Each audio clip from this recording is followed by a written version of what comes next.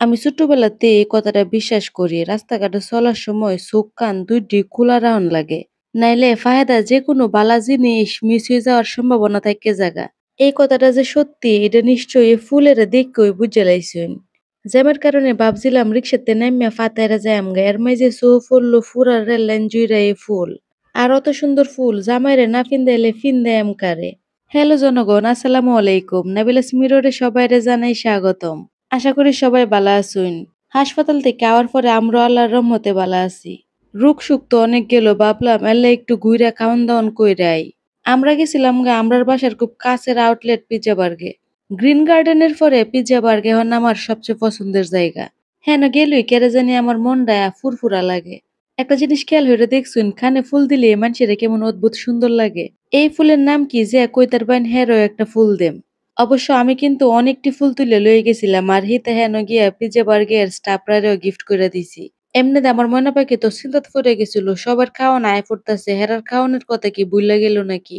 Finally আমরার খাওয়ানো আয়া পড়ছে। কি কইতাম খাওয়ানোর কথা, এই খাওয়ানোর যে টেস্ট একবারে মোহ লাগিয়া তাহার মতো। আমার তো মনে চায় মাঝে মধ্যে হেরাতে গিয়ে রান্দা বাড়া শিহি। আমার ময়না পাখি কিন্তু একটা কারণে রেস্টুরেন্টে যায়, এটার মূল কারণ হইছে কোল্ড ড্রিঙ্ক। আমি অবশ্য খাইতে গেলে এদিক সেদিক কোনোহানই চাই না।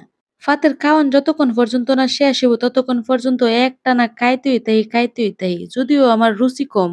আসলে এই কথা না কইলে তো মানুষ আবার চোখ লাগাই দিব। খাওয়ান দাওয়ান শেষ কইরা ভাবলাম একটু শপিং করতাম যাইম, যেহেতু সামনে আমার ময়না পাখির জন্মদিন। হেরা বাপ্পু দুইজন এসকেলেটরে আইলো, আমি আইছি লিফটে। আসলে গাইস আমি এসকেলেটর ডরাই।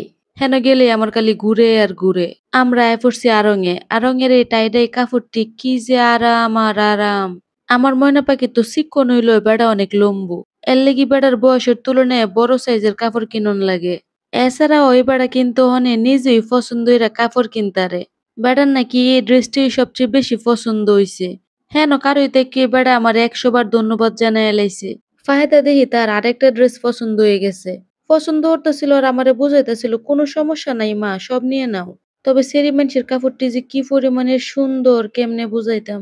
আসলে কথায় আছে না, অতিনের ফুত মোড়া একটু বেশি তাহে। আমার হইছে এই দশা, সেরার লাগি কাপড় কিনতে গেলে সেরের কাপড় পছন্দ হয়ে যাগা। শপিং শেষ করে আইতে আইতে ভাবলাম কাপড় কিনা লাভ হইতো না, এর চেয়ে ভালো একটা মেশিন কিনা লয়ে যাইগা।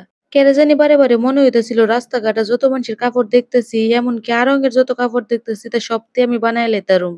উদা খালি একটা মেশিন হইলেই হইব। যেই কথা হেই কাম, গেছি মেশিনের দোহানো। বেড়া যে করে আমার কি সুন্দর দিকে ১ নাম্বার ২ নাম্বার ৩ নাম্বার মাল কেমনে বুঝুম বুঝাইতেছিল। হিতা বুঝাইতে বুঝাইতেও আমারও বুঝাইয়া লাইলো। চিন্তা হইরা দেখলাম অত হইরা যখন বুঝাইলো তাহলে এই বুঝানির দাম দেওয়া দরকার। ফাইনালি কিনা লাইলাম একটা মেশিন।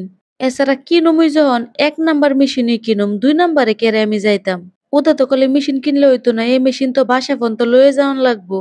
মনে মনে ভাবতেছি মেশিন কেরে কিনলাম, আমি তো মেশিনের জানি না। পরে চিন্তা হলাম সাবান অত সিনেমা দেখতাম আতকই মেশিন কিনতো, মেশিন কিনা পরের দিন ওই গার্মেন্টস এর মালিক হয়ে যাইতো। আচ্ছা যা আছে কপালে, এই মেশিন আসলে আমার কপালে আসিল, এলেগে আমার আতকাই মনে হয়েছে মেশিন লাগবো। ওহনে যে ৩ দিন ধরে চিন্তা করতেছি, গেছিলাম কাপড় কিনতাম লয়ে আইছি মেশিন। ওহনে সবাই আপনারা সাবান আফার লাগি দোয়া হরুন যে।